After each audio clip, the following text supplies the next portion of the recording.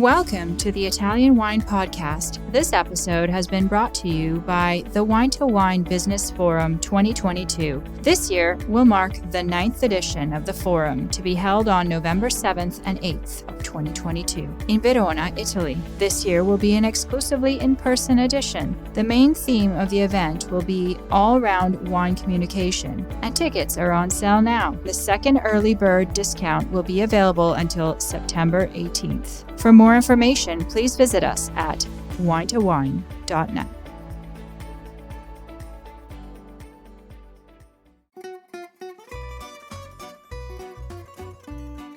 Welcome to Wine, Food and Travel with me, Marc Millon, on Italian Wine Podcast. Listen in as we journey to some of Italy's most beautiful places in the company of those who know them best, the families who grow grapes and make fabulous wines. Through their stories, we will learn not just about their wines, but also about their ways of life, the local and regional foods and specialities that pair naturally with their wines, and the most beautiful places to visit. We have a wonderful journey of discovery ahead of us, and I hope you will join me.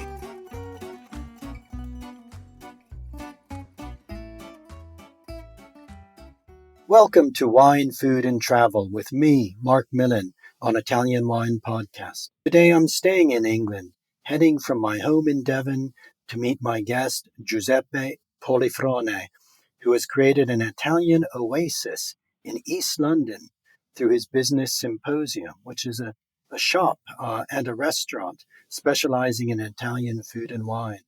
Buongiorno, Giuseppe. How are you today? Buongiorno. I'm very well, thank you. Good. Thanks for inviting me. Yeah. You mentioned that it's a bit rainy in London today. It's the same down here. It is. It's grey and rainy, but it's still warm. Yeah, and hopefully maybe getting better for the weekend. Now, Giuseppe, I know that you came to food and wine from a very different career. Tell us a little bit about your background. I was born in Piedmont, so when I was growing up, I had a lot of wines then in the house. My dad was a doctor pediatrician, so we had a lot of Alto Piemonte wines, Nebbiolo based, but slightly different from the Alte Langhe, so more Gattinara, more Lissona and others, but very, very Nebbiolo. Then when I was 8, we moved down south to Calabria because my dad was from there. And there I just, we had in the house completely different wines, Gaglioppo, Devon, Nerello Mascalese, is slightly different. And my grandparents used also to have oil mill and oil trees. And my grandfather used to. Where in Calabria? Calabria it's a small town in Locri. So where it's where quite a few actually of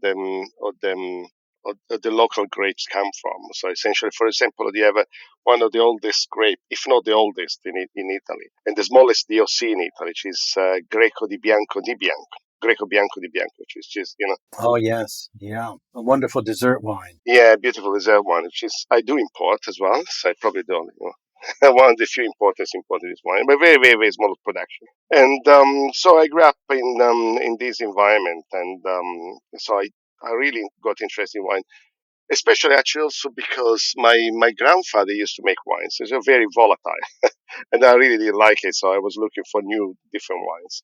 Those real vini genuini, then those homemade wines. Yeah, exactly. That's homemade. Or, you have to drink this because it's homemade. It's not good. Yeah, I've drunk a lot of those wines. Yeah, exactly. So, really a lot of alcohol, very, very quite volatile, not too much body, we'll be quite unbalanced, I do remember that. And a lot of times they started becoming vinegar. So that was the other problem. Yeah, that's the other problem. Mm-hmm. Sure. Yeah, and but apart from that, that was that. So two different, very distinct worlds. Oh, completely. Northern Italy, Alto Piemonte, where you're in the shadow of the Alps, really the Alps above you, and these wonderful northern Piedmont wines from Nebbiolo, from Spana, as it's called up there, and then moving down as a child to this completely different world where your family roots were in the far south of Italy. So that's a fascinating story, the two completely different aspects of Italy. But after that, then you had a very, very different career professionally. Tell us a little bit about this. Yes, I moved to Rome to study physics, and I graduated and I did my PhD in Rome. But because I still have a lot of interest in wine, especially, and in food, because my dad was kind of a foodie, so he used to take us to all these fantastic restaurants since we were kids. So we have, and I like, I really like food, and it's because of my father essentially, and also, with the wine. Now, bear in mind that actually in Italy, each wine has got its food, and this food, the food has got its wine. So they go in pairs. So Italy, in Italy, wine is for food. You don't actually, you drink a glass, but you actually drink and eat. Absolutely. You never really just drink without something to eat. No, and there has to be the right pairing. Those people are very, very, very peculiar about that. And also, when I was doing my PhD, there was this courses just beside the institute, the place where I was doing my studies, and I joined them.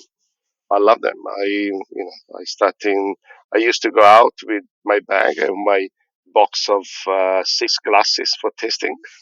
Every, a couple of days a week, for the course, and did a 3 years course. It's really loved it, and so that's why then I started, meeting producers, winemakers, wine specialists, and teachers, writers. So I got into, and it never left me. So I went to CERN. Well, that's really interesting. Yeah. So you were a nuclear physicist with an incredible love of. No, no, was no, not theoretical physics. Theoretical physics. More, yeah, more a cosmologist start part. Okay. Black holes and so on. That's what. I used to go to CERN, and we did the cut. I worked there for a couple of years. So you were at CERN in Geneva, exploring the nature of the universe, and at the same That's time, correct. never losing your love of Italian food and wine. Now, this is a nice story because CERN is a huge organization. There are lots of people there. But again, because it's at the border with Switzerland and France, the wine they were drinking there, it was very, French leaning. So there's a lot of French wine there. And there had this conversation that, French wine was better than Italian wine. And, I disagreed. And so we started bringing the Italian wine, for, for friends and colleagues To Geneva. to Yeah. Geneva, Yeah. which is, to Geneva. That's where I started, getting to contact, um, get in touch with producers and winemakers, for commercial reasons. And was that primarily wines from the areas you knew best, Alto Piemonte and Calabria? That was also from Tuscany. It was also from Umbria, from Lazio as well, because that's why and yes, but a lot from Piemonte is easy because it was very, very close. That's it's just sometimes we just used to go there and place the order and come back. Sure. Yeah. That's so really, really easy to get the wine at the time. That's a fascinating story. And then how did that translate into your life now in London? I moved to London in '98, and I started working university as a physicist. '98, we married, and again, same theoretical physics, and then I moved to. Yeah, still get in touch and bring you wine, but mostly for friends because again we used to get a pallet for and the share among friends. I mean, it's still before Brexit. It was very, very easy to get a wine, so a week to get a wine, and and then I went to banking. I moved career once again. Into banking. Yeah, into finance. Yes. Okay. And so I moved the careers again, and then but still keeping and then one also, getting the wine for the colleagues and so. But then I say, okay, but if I get all the wine for everyone, why shall I? Probably should open a place. I've been thinking of for days along. I also want to do that, and especially in the East End when I leave, and when I always leave since I came here. there was not a lot of places where you can find Italian wines or the wines I liked, and the quality of wines I liked. And they opened a fast wine shop in the market in Roma Road. So it was really a way to keep in touch with the wines you like drinking yourselves. And then you thought, well, why not begin selling? It's interesting. You're actually on the Roman road in Mile End. The Roman road is the actual Roman road of when London was a Londinium, the Roman city. And this was the road to the sea, wasn't it? Yeah, it was a road to Colchester. To Colchester. Yeah, interesting. Fascinating. Another Roman city. Yeah, and that's why I called the first shop Vinarius. This means vintners in Latin. To keep it, to keep into, to keep in line with, with the Roman, you know, background. And then I moved on and I opened.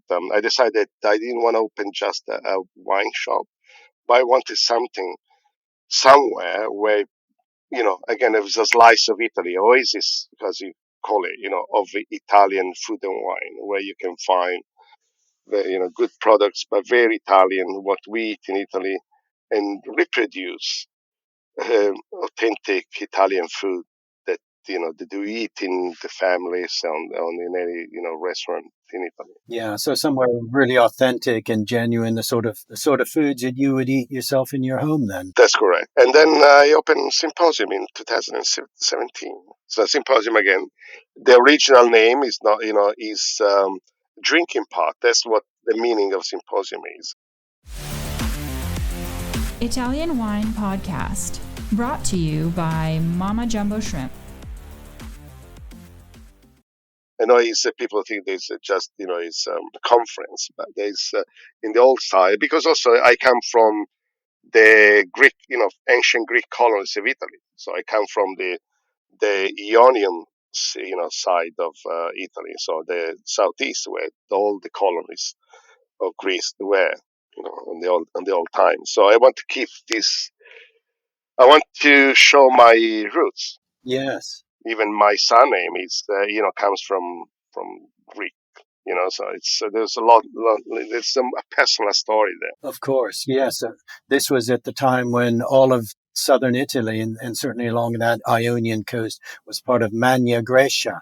The Greeks had colonized southern Italy and had they've left fabulous remains of civilization. And the symposium being that gathering of people to drink in an intelligent way, I guess, to drink wine certainly, but to talk about philosophy and the meaning of life and love and all sorts of other subjects. So it's a wonderful name for a business specializing in conviviality. Yeah, because so this that's correct. So we it's love about about wine, about life, and by food. That's why we're trying to to put across to people. We are really passionate about what we do, and And in East London, have you found that? I mean, I don't think that there are a lot of places doing this in Mile End. Then was it a novelty when you came in? Did you have to develop your clientele, or did people start to find you? I developed both. I did develop my clientele, because people were very surprised that shop like this opened in on the road. I mean, I also live very locally, because one of the major issues here is that when I arrived here, I didn't see a place. I couldn't find a place where I could go and find my Italian charcuterie or cheese or wine. So it was really difficult in time. We had to really travel, and I want something local for the locals and for. I guess you would have to have gone to Soho in those days to the Italian delis there, or Yeah, Soho or Borough Market, that's the places where to go, but it was a trek. It was something that, you could do every single day, did it probably once a week, and so I want something local. Yeah, you're right. And the people were a bit surprised that, they were open to try, that's for sure. But, it took a bit convincing, that we were doing the right thing. And, they were selling also, good wines affordable prices, and different wines, not the wines you can find in the supermarkets, but different grapes, different wines, small producers, and it's a completely different framework of what people used to used to buy. Sure. It's not easy to sell wines that people don't know, though, with different grape names, different from different places. So it means that you have got to really develop your customer base, and they come to trust you and know that what you're bringing in is, they may not have heard of it, but it's interesting and good. Yeah, that's correct. And also, because I wanted to bring the wines I was more connected to, mostly connected to. So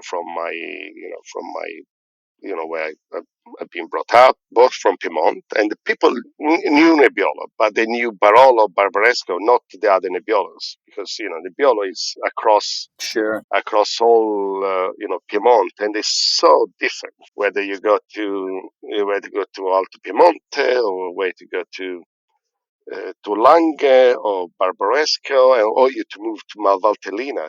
It's so much different with the same grape. Carema, just at the base of the Valle d'Aosta, very different expressions. And also, I really love this clone of Nebbiolo from Lange, which is the Ravera one. The Nebbiolo Rosé, Mm-hmm. which is Yes, a yeah. very, very, very, small production. But I think the perfumes and that clone Scott they're unparalleled. Yeah, You know, quite extraordinary. yeah, and And then at the same time, you are linking the foods of Piemonte and Calabria through the foods you offer. Is that right? that's correct. That's correct. We have we aim to do regional food. Of course, we have our roots. So we probably in the in the summer and the hot climates we do more southern food or coast food.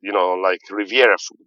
Liguria Sure. Yeah. or southern food. And in the winter we do more on the northern side because it's more it's healthy, so we do more fish. The brasato. Yeah, the brasato barolo we did this fantastic dish for which is that's one of the Ligurian iconic dish. We have all fish based, which is quite nice, and And you can get good fish in London as well. yeah, you can go very, very good fish. You can go with fish. We are lucky to be very close to the Billingsgate market, so we get very, very, very good fish. That's not that's for sure, and that's we be lucky. That's the main thing, and and it's and also we come from I come from Calabria, so Calabria is a place where aubergines, they are they are to be eaten almost every single day. So we do a lot of aubergine-based dishes, Right. Calabrian Wonderful. Sicily, caponata, and so on, the pasta, Parmigiana, and so on. For example, as I said, for Easter we did this famous iconic dish on the Italian Riviera, the Liguria, so the capo magro, which is yeah, it's something that historically is a fantastic dish, but it takes very, very long to make. Can you describe the And dish? it's a seafood and the vegetables platter. So essentially, seafood is a base with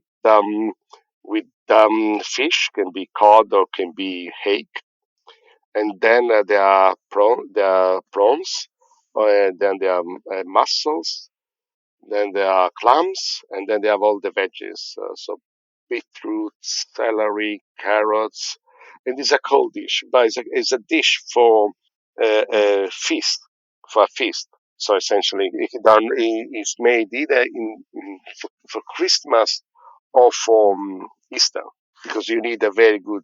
It takes very long to prepare, and it's absolutely fantastic dish. And it's So something really special. something very special that you cannot find. That I don't think that people in Liguria now they're making home because it takes huge. So you go to a restaurant, it's all your restaurants are making it. Too much effort. Yeah, sure. What would be the ideal wine to match with Capomagro?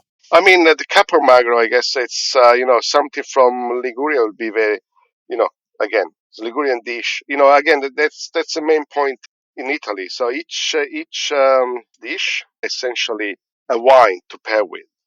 Because it's the all dishes are local, in Italy. So we don't have a Italian cuisine. We Sure. have a So many very, regional very cuisines. Yeah. we are very, very regional cuisines, and the cuisines in Italy change so much from region to region, from town to town, sometimes. So I would say a Vermentino would go incredibly well. Yeah, from Liguria, either Colli di Luni or something, or Riviera di Ponente. But a Vermentino will go very well. That's and another one that and then you know and also if you go down south, I'm very, very passionate about Gaglioppo, which is the grape of um, the red grape of Calabria, and Nerello Mascalese. And first, I liked both. I before studying them, I didn't know why I liked both, but then I found out it's the same cross. They're siblings. Yes, that's right. They're siblings. They're siblings. So they are siblings between Sangiovese and Mantonico Bianco. And Mantonico Bianco That's right. Yeah. is one of my local wines. The Mantonico Bianco is a wine that comes from the local area, and the way they do a dry sweetish wine in Bianco. That's again with Greco di Bianco, and I love them. And the major development in Calabria about winemaking is it took place from in the last 10, 50 years, where young winemakers decided to make much better wines, because historically Calabria and also Puglia, but Puglia started before making changing the way and leading the way is they're selling wines to the north because they were very high alcohol body to make more body than wine the north, but they were only after the yield and not the quality, so no quantity, no quality. So in 15 years ago, 10 years ago, a bunch of young winemakers, especially from the Chiro area, they started the so-called Chiro revolution.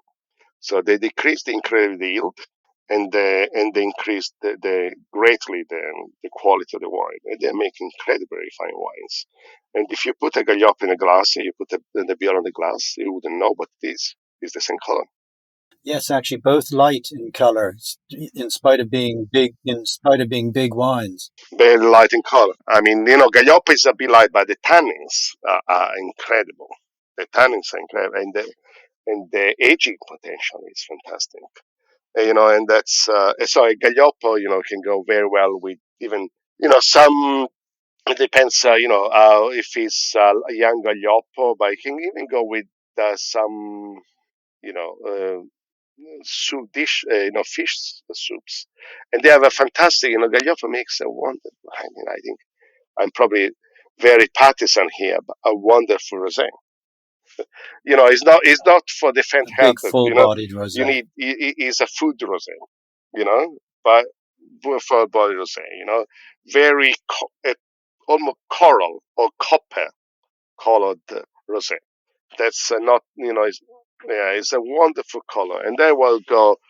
We with I mean, there's a place. There's a fish dish that in Calabria is very famous. She's made with stockfish.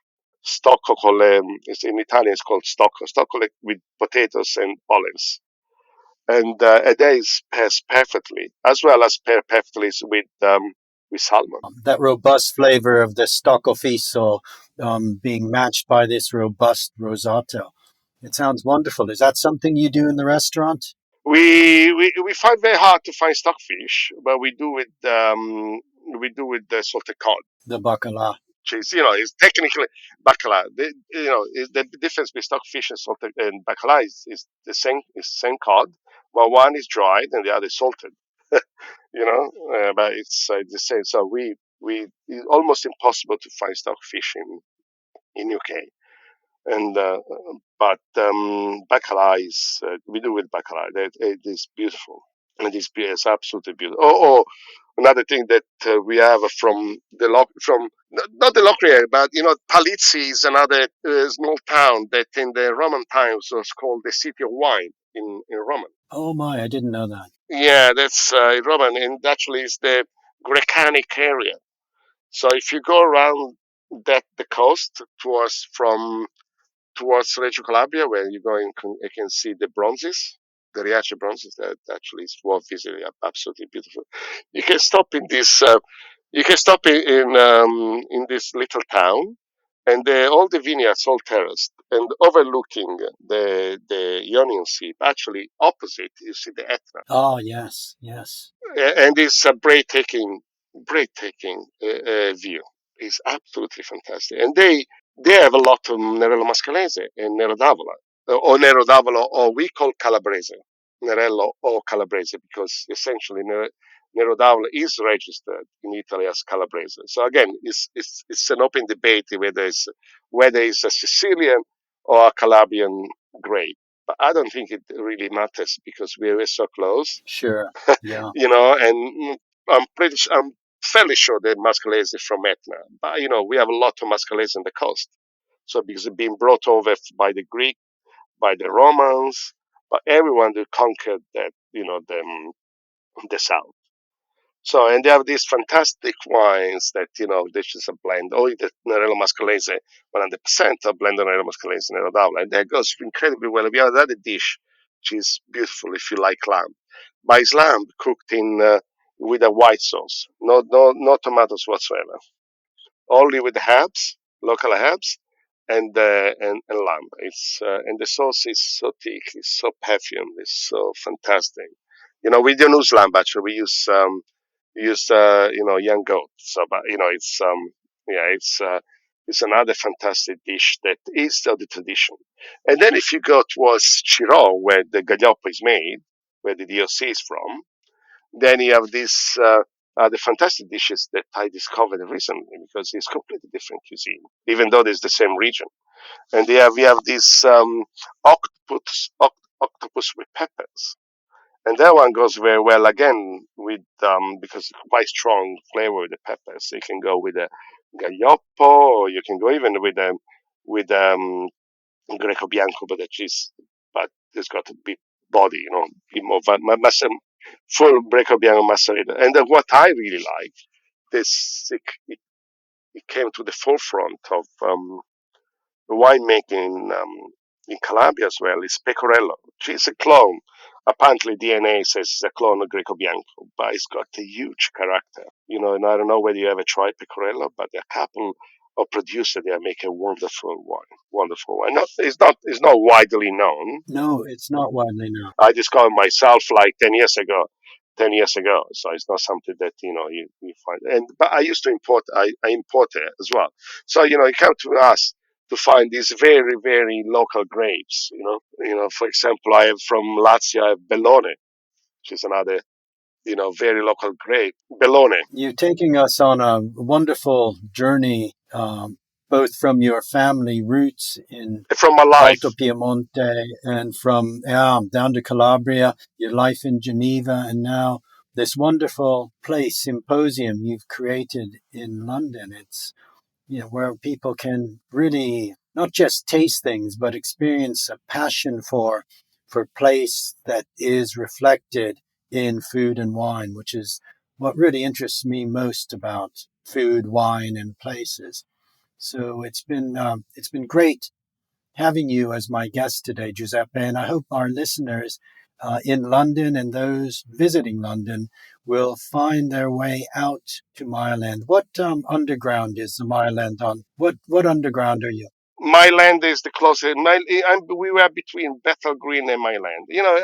That's what I said. Between Bethnal Green and by Victoria Park. Yeah, Exactly south of Victoria. But that's what I was saying. Usually, having this food and wine pairing. I know people can think that is kind of multiverse or madness, but it's what we are about.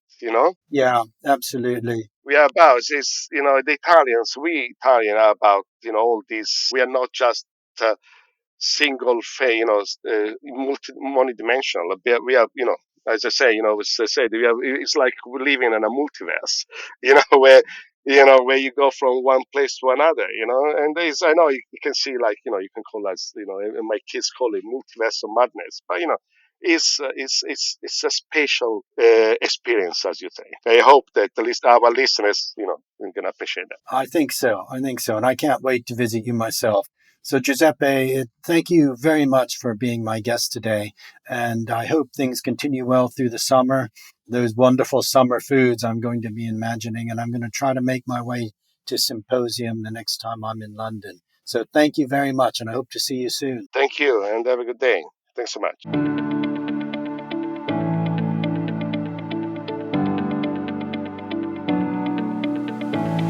We hope you enjoyed today's episode, brought to you by the Wine to Wine Business Forum 2022. This year will mark the 9th edition of the forum, to be held on November 7th and 8th, 2022, in Verona, Italy. Remember, the second early bird discount on tickets will be available until September 18th. For more information, please visit us at winetowine.net.